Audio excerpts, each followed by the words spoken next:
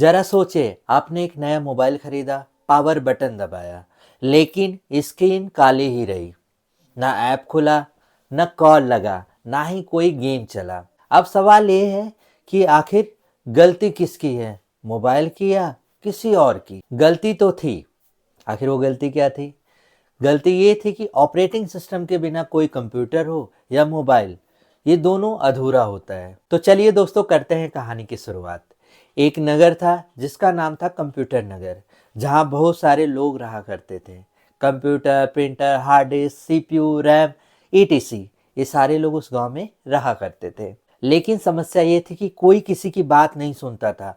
सब अपनी मर्जी का काम करना चाहते थे। तभी नगर में आए एक समझदार राजा, जिसका नाम था ऑपरेटिंग सिस्टम। तो दोस्तों, अब बात कर लेते हैं कि ऑपरेटिंग सिस्टम है क्या। आखिर ऑपरेटिंग सिस्टम क्या होता है? ऑपरेटिंग सिस्टम एक सिस्टम सॉफ्टवेयर है जो यूज़र और कंप्यूटर हार्डवेयर के बीच इंटरफेस की तरह काम करता है और सभी सिस्टम संसाधनों को मैनेज करता है। आसान शब्दों में कहें तो ऑपरेटिंग सिस्टम कंप्यूटर का मैनेजर होता है, जो पूरे सिस्टम को सही तरीके से चलाता है। तो दोस्तों, अब हम जान लेते हैं कि आखिर ऑपरेटिंग सिस्टम इतना ज़रूरी क्यों है।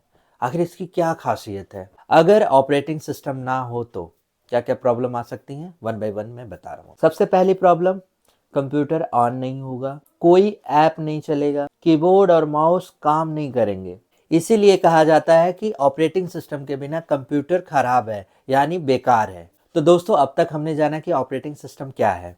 अब बात कर लेते हैं कि आखिर इसके कितने फंक्शन हैं। इसके मेन कुछ फंक्शन हैं जो मैं एक एक करके एक्सप्लेन करने वाला हूँ। तो दोस्तों, सबसे पहले हम बात कर लेते हैं प्रोसेस मैनेजमेंट। तो सबसे पहले कौन काम करेगा, कौन बाद में करेगा, ये ऑपरेटिंग सिस्टम ही तय करता है। दूसरा, मेमोरी मैनेजमेंट। रैम किस ऐप को कितनी मिलेगी, ये कंट्रोल ऑपरेटिंग सिस्टम के हाथ में ही होता है। तीसरा, फाइल मैनेजमेंट।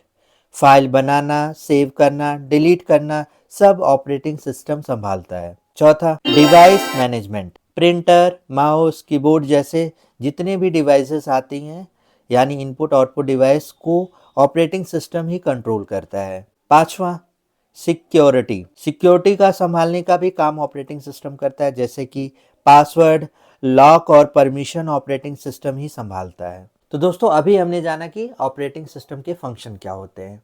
अब हम जानेंगे कि ऑपरेटिंग सिस्टम कितने टाइप्स के होते हैं। तो चलिए बिना किसी देरी के ये भी स्टार्ट करते हैं। तो दोस्तों, अगर मेरे चैनल पे आप फर्स्ट टाइम विजिट कर रहे हैं तो मेरे चैनल को जरूर सब्सक्राइब करना और भी लोगों तक शेयर करना। तो चलिए आगे की कहानी स्टार्ट करते हैं। तो दोस्तों, अब तक हमने जाना कि ऑपरेटिंग सिस्टम के कौन कौन से फंक्शन हैं और क्या काम करते हैं।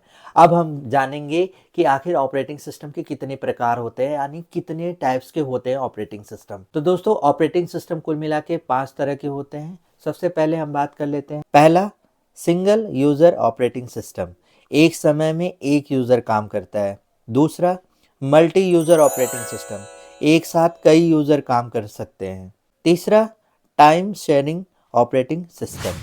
थोड़े थोड़े समय में हर यूजर को सीपीयू मिलता है। चौथा, रियल टाइम ऑपरेटिंग सिस्टम, जहां समय बहुत महत्वपूर्ण होता है, जैसे मेडिकल और मशीन कंट्रोल सिस्टम। पांचवा, मोबाइल ऑपरेटिंग सिस्टम, जिसे मोबाइल ऑपरेटिंग सिस्टम के लिए बनाया गया। For example Android and iOS, ये सारे आपके मोबाइल ऑपरेटिंग सिस्टम होते हैं। तो दोस्तों, अब हम बात करते हैं कि सबसे पॉपुलर ऑपरेटिंग सिस्टम कौन कौन से होते हैं। चलिए ये भी मैं आपको बता देता हूँ। तो दोस्तों, पॉपुलर ऑपरेटिंग सिस्टम में आता है Windows, Linux, Mac OS, Android, iOS. तो दोस्तों, अब कंक्लूजन की बात कर लेते हैं कि इस आखिर क्या कंक्लूजन है ऑपरेटिंग सिस्टम का।